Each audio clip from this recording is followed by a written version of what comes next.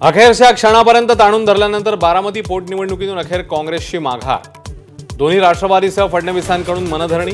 सुनेत्रा पवारांसह एकूण 30 उमेदवार निवडणुकीच्या रिंगणात।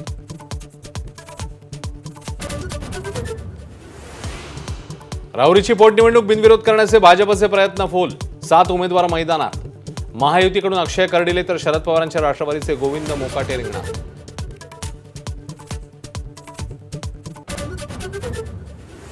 नाशिकच्या बहुराष्ट्रीय कंपनीतील शोषित कांदा प्रकरणी धक्कादायक माहिती समोर।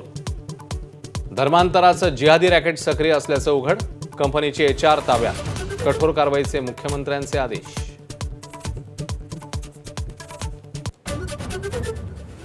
बंधुखराच्या नावावरील गुन्ह्यांची मालिका थांबता थांबेना। 2022 मध्ये साई संस्थांमधील कर्मचाऱ्याला आत्महत्येस प्रवृत्त केल्याचा आरोप। खरातला 5 दिवसांची पोलीस कोठडी। युद्धविरामानंतर उद्यापासून इस्लामाबादेत इराण अमेरिका चर्चेची फेरी। वान्स शहबाज शरीफ यांचा सहभाग। कायमस्वरूपी तोडगा निघणार का याकडे लक्ष।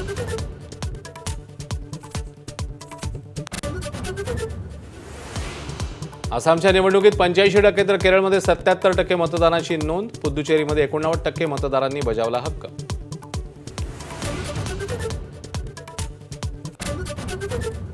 वानखेडे स्टेडियमच्या स्टँडला रवी शास्त्रींचं नाव तर एकनाथ सोलकर, दिलीप सरदेसाई आणि डायना एडलजींच्या सन्मानार्थ प्रवेशद्वाराचं नामकरण।